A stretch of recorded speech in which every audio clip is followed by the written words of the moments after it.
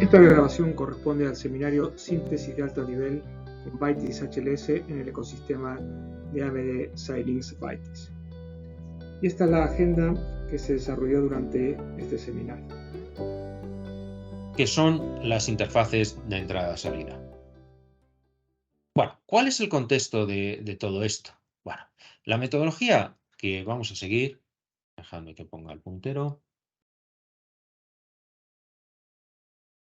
es, primero vamos a hacer una validación, una síntesis, luego después haríamos un ajuste de, pues bueno, de codificación para temas, construcciones que están soportadas, no están soportadas, y ya jugaríamos con las interfaces y luego ya con todo el tipo de optimizaciones. Problema de las interfaces es, ¿por qué esto es importante? Pues bueno, porque cuando tenemos una función, sabéis que esta función, que va a ser, la definimos que es nuestro top level de síntesis, se traduce en un módulo hardware, bien una entidad VHDL o un módulo Verilog, con un número de puertos que esos puertos se corresponden con los argumentos que tenemos. Entonces, esto es algo importante para comprender. Nuestro código HLS va a tener diferentes funciones, eventualmente tiene una función top level. Esa función top level se corresponde con mi top level de síntesis y el top level en el RTL que genero, y la jerarquía de funciones se va a corresponder con la jerarquía que tenemos de módulos RTL, módulos HDL. Si hacemos inlining de las funciones, por supuesto, el inlining de las funciones se traduce con que también hacemos un inlining en el código RTL resultante, o sea que no hay una, cuando hacemos el inlining, evitamos hacer una instanciación. Pues esto es importante con respecto a cómo se mapea el código C con lo que estamos nosotros construyendo en hardware, y también es importante el tema de cómo los argumentos se traducen o cómo esos argumentos se traducen al hardware. Y cómo se traducen al hardware es en los puertos de los módulos RTL, que por defecto la herramienta escoge un protocolo de entrada-salida, salvo que, digamos, utiliza otro contrario con la directiva interface. Entonces, por resumir un poco todo esto y ya ver la foto completa, lo que queremos es implementar un algoritmo en hardware que vaya a la velocidad máxima posible o que cumpla nuestras restricciones, que a lo mejor no son de velocidad, pero son de área. Bueno, lo que sea. Entonces, nuestro algoritmo va a tener una función top level, ¿vale? Que va a ser nuestro top level de síntesis, porque digamos, el top level, las jerarquías de funciones se traducen con jerarquías de hardware. Las entradas-salidas se van a corresponder con los argumentos de la función, que además esos puertos de entrada-salida van a ser de un tipo, o sea, su ancho de bits se va a corresponder con el tipo de datos que tengamos aquí. Si el data T es un data 1 de 16 bits, pues ese puerto va a ser de 16 bits. Si es de 8, de 8, y si es de 64, pues de 64. Y luego, lo que vamos a tener, por supuesto, dentro de mi código C, pues tendremos bucles, que ya hemos visto cómo utilizar paralelismo espacial y temporal para mejorar sus prestaciones, arrays, que ya hemos visto cómo pueden ser un cuello de botella y cómo resolverlo con particionado, y operadores, pues bueno, que hemos visto antes que con el binding, pues a lo mejor podemos compartirlos y podemos ahorrar recursos, o no nos interesa compartirlos para ir lo más rápido posible. Al final, como os digo, lo que va a pasar es que nuestra función top level va a tener una serie de argumentos, y esa serie de argumentos se traducen con unos puertos. Pues bueno, todo te va a depender un poco, como ya hemos visto antes, de cuál es nuestro periodo objetivo de reloj. Si el periodo es muy laxo, muy largo, una frecuencia de reloj muy pequeñita, entonces, pues básicamente cualquier solución te va a valer y no va a haber mucho problema. Si buscamos un periodo que sea muy cortito, una frecuencia de reloj muy grande, pues a lo mejor las cosas ya son más complicadas. Si el periodo, por ejemplo, imaginaos que nos sintetizamos con un periodo de reloj muy grande, de 100 nanosegundos, 10 megahercios. Y como la herramienta te lo puede hacer muchísimo más rápido, en 3,45 nanosegundos, pues dice, pues ¿para qué tengo que preocuparme de relojes ni nada? Me hago una solución puramente combinacional y ya está. Pero sí, pues bueno, y cuando hacéis esa solución combinacional, pues lo que te va a tener son las entradas y la salida y ya está. Pero si lo que dices es, en vez de un periodo de reloj de 100 nanosegundos, lo haces de 3 nanosegundos, y acordaros que ya habíamos visto antes que se estimaba que esto iba a tardar 3 nanosegundos y pico, pues ya estamos mal, porque si tarda 3 nanosegundos y pico y yo te lo quiero sintetizar con un reloj de 3 nanosegundos, no me da tiempo. Cuando no me da tiempo las cosas, lo que necesito es hacerlo en varios ciclos de reloj. Me va a tardar más de un ciclo de reloj en completar la operación. Entonces, cuando eso pasa, tiene que existir, pues bueno, a lo mejor imaginaos que resulta que necesita 4 ciclos de reloj en terminar la operación. Pues la manera que tenemos de resolverla es que habrá una máquina de estados, un autómata de control interno que, pues a lo mejor en el primer ciclo lee las entradas, empieza a operar y en el último ciclo devuelve los resultados. ¿Cómo le decimos que a ese autómata que empieza a trabajar? Con la señal upstart. ¿Cómo el autómata nos dice que ya ha terminado y que el valor que devuelve la función, el resultado está en este puerto AP return? Pues lo tenemos con Dan y con idle. Ya lo habéis visto un poco antes con Gustavo, lo vemos ahora un poco más con detalle. Hay alguna sutileza, el Dan nos dice cuando el resultado está, lo podemos leer, porque ya tenemos el resultado disponible, y el idle nos dice que ya el core está inactivo y podemos llamar a start otra vez de nuevo. Entonces, resumen hasta aquí. Si puede ser que si el problema es muy sencillo porque le pedimos o no le estamos pidiendo una frecuencia de reloj muy grande, te lo resuelve combinacionalmente, y combinacionalmente pues no te hace falta ningún autómata de control, o puede, lo más habitual, que el problema ya más complejo necesita varios ciclos de reloj para hacerlo, con una estructura dentro en pipeline y en unrolling o lo que haga falta, y en ese caso ya lo que va a necesitar es señales para controlar ese autómata. Esas señales para controlar ese autómata son las AppStart, AppDan, AppIdle, y son las que llamamos señales a nivel de bloque. Ahora insistiremos un poco más en estos conceptos. Todo esto es necesario porque, como ya os había comentado, en el diseño en C no hay noción del tiempo. Sin embargo, en el diseño RTL todos son ciclos de reloj. Y los ciclos de reloj son muy importantes a la hora de las interfaces porque, pues bueno, el protocolo te depende de qué se hace o qué se deja de hacer en cada ciclo de reloj. Si tú esperas que se haga tal cosa y se hace un ciclo de reloj más tarde, pues puedes tener problemas.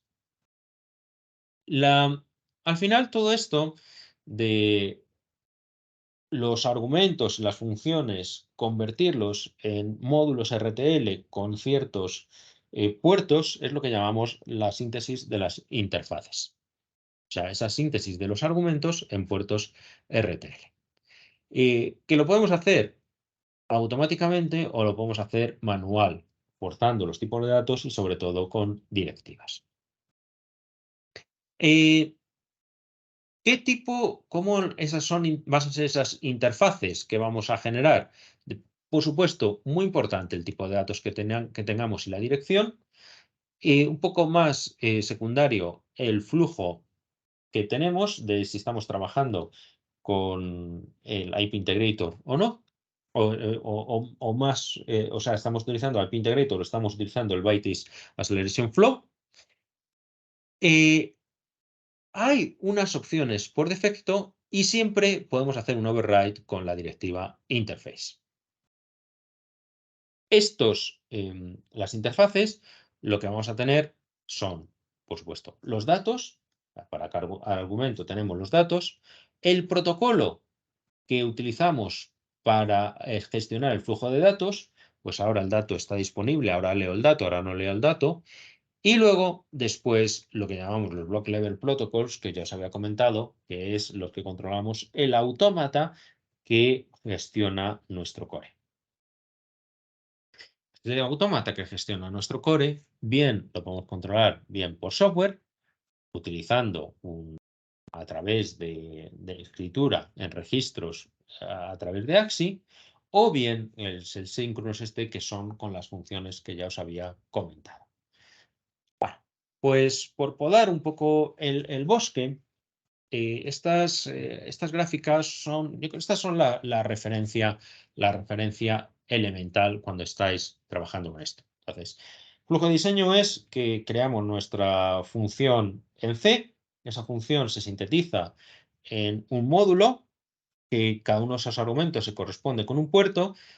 ¿Cómo va a ser ese puerto? Pues dependiendo de que el argumento sea escalar o array, un puntero o esta clase HLSString, pues por defecto te va a ser un tipo concreto, ¿vale? Veis aquí lo que es la D de por defecto y podemos nosotros forzar a otros tipos que son los soportados, que es los que están en gris, y podemos intentar forzar a los que están en blanco, pero nos va a fallar. Entonces, digamos que el D es la opción por defecto, ¿vale?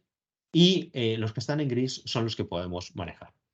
Y luego tenemos interfaces a nivel de bloque y interfaces de datos. Las interfaces a nivel de bloque son las que usamos para controlar el autómata de mi bloque sintetizado.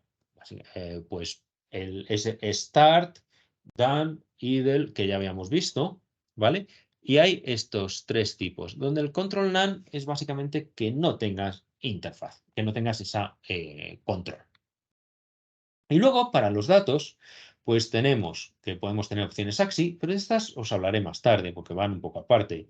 Que no tengamos protocolo es lo que nos había pasado en la solución combinacional, que tengamos un protocolo a nivel de handshake o que tengamos interfaces RAM o interfaces FIFO. Por ejemplo, para los arrays, por defecto te pone interfaz RAM. Bueno, pues muy sencillo. Por un lado, tenemos en los protocolos a nivel de bloque, que le diríamos, si activamos el AppStart, pues entonces empieza a computar el core y cuando ha terminado, levanta la señal de done y cuando está otra vez ya preparado, pues levanta la señal de idle. Esto cuando hacemos o al sintetizar nos genera un bloque multiciclo, que es lo que nos va a pasar en el 99,9% de las veces. Y luego, para cada uno de los argumentos, te va a generar o te va a utilizar unos protocolos a nivel de puerto. ¿De qué protocolo utilicemos? Pues depende del tipo del argumento C y cuál sea el tipo por defecto. Entonces, tenéis aquí toda la lista que yo os había comentado y lo que veis que vamos a ir siempre a estos por defecto, salvo que le forcéis con directivas otra cosa. Y la manera de interpretar esta gráfica pues es bastante sencilla. Tenéis los tipos de argumentos escalar, arrays, punteros o esta clase HLSString y tenéis si son bien como entradas o como valores de vuelta o en el caso de los arrays si son de entrada, salida, que igual nos pasa con los punteros. Entonces, por ejemplo, si tenéis que tenemos un escalar para una entrada, pues utilizamos el append. Que tenemos que es un escalar para el valor de retorno. El valor de retorno siempre va a través del puerto block level, es un caso especial, y te lo va a hacer el handshake, por ejemplo, con esta app control high speed. ¿Vale? Bueno, pues tenéis diferentes posibilidades. Esas diferentes posibilidades, pues lo que se traduce es que si nuestra función tiene estos tres argumentos, ¿vale? Más el retorno va a ir con el AppReturn y luego cada uno de los argumentos va a ir por su cuenta. Va a ir el in1, el in2 y el sum datetime, Veis que estos son escalares y esto es un puntero de lectura-escritura. A nivel de puerto, ya os lo he comentado un montón de veces, ya teníamos el app start, idle, done y ready. Una sutileza entre el idle y el ready, sobre todo orientado cuando estamos haciendo cosas en Dataflow.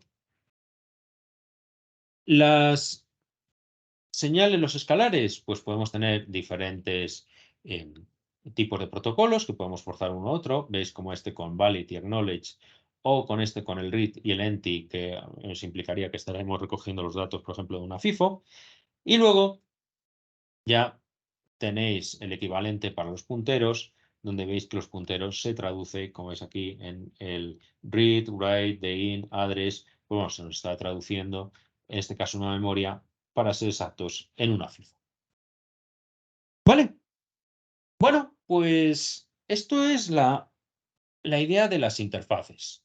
Puntos clave. Que una cosa es el código C, pero cómo se materializa ese código C en términos de hardware. Lo que hace la función top se sintetiza en el módulo top y los argumentos de la función top se sintetizan en los puertos de esa interfaz, de esa función, de ese módulo top. ¿Cómo se hacen cómo son esos puertos? ¿Qué protocolos siguen? Es lo que hemos visto en todas estas transparencias. ¿Cómo se activa y se desactiva ese módulo top? También es lo que hemos visto con lo que llamamos las interfaces a nivel de bloque. ¿Que no nos gustan las opciones por defecto? Pues siempre tenemos la directiva interfaz que nos permite forzar una interfaz concreta de todas las soportadas, que si os acordáis en la tabla, eran las que estaban sombreadas en gris y no eran ni mucho menos todos los casos. Poner las interfaces, pues es muy fácil, bien como pragmas o bien como directivas, utilizando, si queréis lo podéis hacer a mano, pero vamos, lo más sensato es utilizar ese panel que ya os había comentado. Y como ya habéis visto con Gustavo, todo esto queda en el informe de síntesis, ¿vale? Donde te da una idea de todas las señales que estamos utilizando para las interfaces. Veis que tenéis aquí, por ejemplo, esto address, CE, Q, todo esto es una memoria. Luego tenéis el DIN full write, eso claramente es una FIFO. Y el AppDone, AppContinue, AppReset, AppStart, pues bueno, son todas esas señales que tenemos a nivel de bloque, a nivel de protocolos, a nivel de bloque para manejar el automata. La pregunta que me podéis hacer es, oye, no has entrado mucho en detalle de cómo son las interfaces, pero por lo poco que has contado, mucha pinta de Axi no tiene aquello. Pues no, completamente de acuerdo. Os cuento un poco la historia. Estas interfaces las definieron incluso antes de que fuese HLS, cuando era Autopilot. Se ha mantenido en plan legacy, también porque son interfaces bastante genéricas que se pueden utilizar en un montón de casos. De hecho, ya sabéis que el Autopilot no era solo para Xilinx, sino una herramienta genérica antes de que la comprase Xilinx. Pero luego después, claro, Xilinx cada vez ha ido tirando más al Axi. Axi Full, Axi Lite, Axi Stream. ¿Cómo lo resuelve esto? Con adaptadores. Entonces, sigue utilizando los protocolos básicos del Autopilot, pero automáticamente le pone unos adaptadores que nos permiten adaptar a Axi bien esclavo, maestro o stream. Y entonces, pues bueno, esto es un modo de trabajar muy potente. Sobre todo porque nos permite hacer todo tipo de interfaces. Una muy en especial y que es muy importante son las Axi Maestro. A mí muchas veces cuando me dicen, oye, necesito hacer un core maestro de Axi. Y dicen, ¿y utilizo qué plantilla de HDL utilizo? Y yo le digo, ninguna, hazlo con HLS. No sé si os habéis enfrentado alguna vez, pero hacer un core Axi full, Axi 4 full maestro en VHDL o en Verilog es bastante infernal porque tienes que soportar ráfagas, tienes que soportar muchísima casuística. En el caso de HLS es súper sencillo. Tú simplemente con la directiva esta de interface fuerzas que por ejemplo, veis aquí este que era un puntero, pues acceso a ese puntero es a través de una interfaz Axi Maestra, significaría que yo que ese puntero lo va a leer automáticamente mi core, generando esas transacciones maestras del bus AXI, que además pueden ir con ráfagas. O sea, que es algo súper potente. Por ejemplo, en nuestros cursos hacemos un ejemplito de cómo hacer interfaz con las entradas de coprocesamiento del MPSOC. Ya sabéis que tenemos las ACP o las HPC, que tienen sus características, que tienen que ir con unas ráfagas concretas, lo que haga falta. Pues hacemos un acelerador, que lo hacemos en HLS, y nos permite directamente entrar en esas entradas de coherentes, la ACP, la HPC o la que sea, de una manera súper sencilla y muy rápida, porque al final, cuando queremos que funcione como maestro, pues simplemente es decirle accede a esa posición, o si quieres coger un bloque de datos, pues con un main copy te los coge automáticamente. Ese main copy te lo traduce, te lo sintetiza la herramienta directamente como una lectura como maestro a la memoria. Es muy potente. Muy bien, pues no me enrollo más. Este es el resumen. Puntos importantes, que os quede la idea de que las funciones se traducen en módulos, los argumentos de las funciones en los puertos, que tenemos esos block level protocols, que es para controlar el autómata de mi función, de mi módulo, y los port level protocols, que son los protocolos a nivel de cada uno de los argumentos, y que siempre existe la posibilidad de utilizar AXI, incluso AXI maestro.